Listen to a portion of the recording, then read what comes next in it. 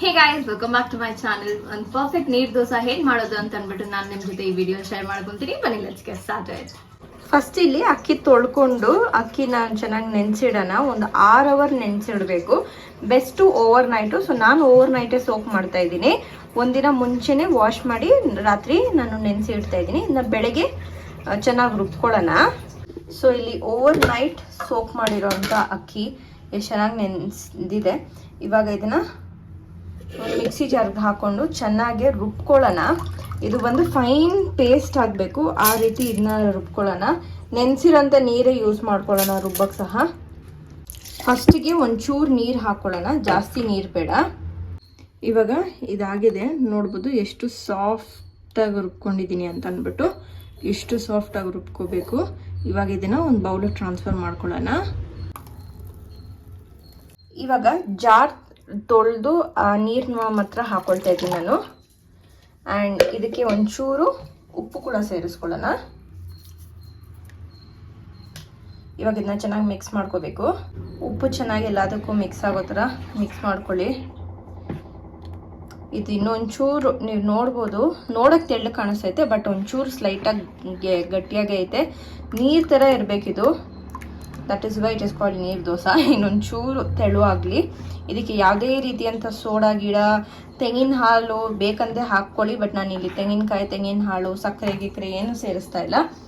ಇವಾಗ ಇದಕ್ಕೆ ನಾವು ಒಂಚೂರು ನೀರು ಹಾಕ್ಕೊಳ್ಳೋಣ. ಇನ್ನೊಂಚೂರು ನೀರು ಸೇರಿಸ್ಕೊಳ್ತಾ ಇದ್ದೀನಿ.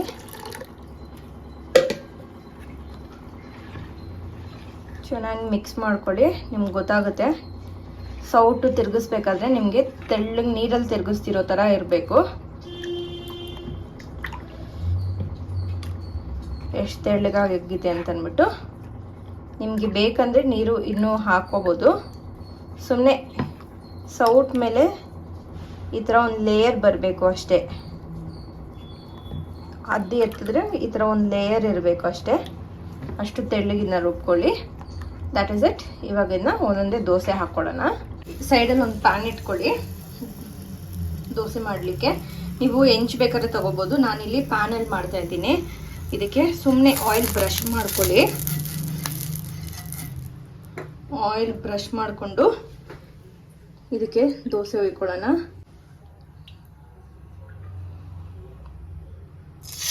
ಹಾಕಿ ತಕ್ಷಣ ನೀವು ಸ್ಪ್ರೆಡ್ ಮಾಡಬೇಕು ಇದನ್ನು. ಆಯಿತಾ? ಎಲ್ಲೆಲ್ಲಿ ಗ್ಯಾಪ್ ಇದೆಯೋ ಫಿಲ್ ಮಾಡ್ಕೊಳ್ಳಿ.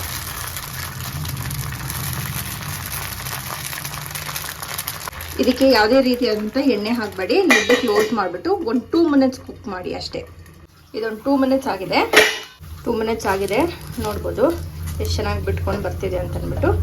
ಇದನ್ನು ನೀವು ಫೋಲ್ಡ್ ಮಾಡಿಕೊಂಡು ಒಂದು ಸರ್ವಿಂಗ್ ಪ್ಲೇಟ್ಗೆ ಹಾಕ್ಕೊಳ್ಳಿ. ಫ್ರೀ ಆಗಿದೆ.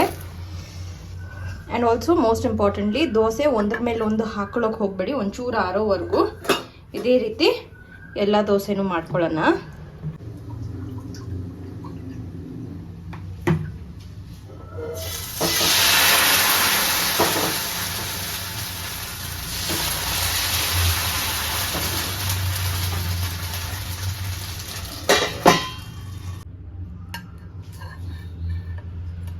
So yeah guys, that is it. ನೋಡೋದಲ್ಲ ಎಷ್ಟು ಸಿಂಪಲಾಗೆ ಈಸಿಯಾಗೆ ನೀರು ದೋಸೆ ಮಾಡ್ಬೋದು ಅಂತ ಅಂದ್ಬಿಟ್ಟು. ಇದು ಬಿಗಿನರ್ ಫ್ರೆಂಡ್ಲಿ, ಯಾರು ಬೇಕಾದರೂ ಮಾಡ್ಬೋದು. It is that simple. ಒಳ್ಳೆ ಖಾರವಾಗಿರುವಂಥ ಗ್ರೇವಿ ಜೊತೆ ತಿನ್ನಿ, ಸಕ್ಕದಾಗಿರುತ್ತೆ. Non veg like prawns ghee roast, chicken ghee roast, ಅಥವಾ ಕ್ರ್ಯಾಬ್ ಮಸಾಲ, ಸ್ಕ್ವಿಡ್ಡು, ಯಾವುದ್ರ ಜೊತೆ ಆದರೂ ತಿನ್ನಿ, ಸಕ್ಕದಾಗಿರುತ್ತೆ. ವೆಜ್ ಆದರೆ ನೀವು ಸ್ವೀಟ್ ಜೊತೆ ತಿಂತಾರಲ್ಲ, ಕೊಬ್ಬರಿ ಹಾಗೂ ಅದಕ್ಕೆ ಬೆಲ್ಲ ಅದೆಲ್ಲ ಹಾಕ್ಕೊಂಡು ಅದ್ರ ಜೊತೆ ಕೂಡ ತಿನ್ಬೋದು. ಇನ್ ಕೇಸ್ ನಿಮ್ಗೆ ಅದಿಷ್ಟ ಅಂದರೆ. ಅಥವಾ ಯಾವುದೇ ರೀತಿಯಾದ ವೆಜಿಟೇಬಲ್ ಕುರ್ಮಾ ಜೊತೆ ತಿನ್ನಿ, ಸಕ್ಕದಾಗಿರುತ್ತೆ. ಈಸಿಯಾಗಿ ನೀರು ದೋಸೆ ಹೇಗೆ ಮಾಡೋದು ಅಂತ ನಾನು ನಿಮ್ಮ ಜೊತೆ ತೋರಿಸ್ಕೊಟ್ಟಿದ್ದೀನಿ. ನೀವು ಮಾಡಿ ಹೇಗಿದೆ ಅಂತ ನನಗೆ ಕಾಮೆಂಟ್ ಸೆಕ್ಷನಲ್ಲಿ ಹೇಳಿ. With this I end my vlog here. Thank you so much for watching.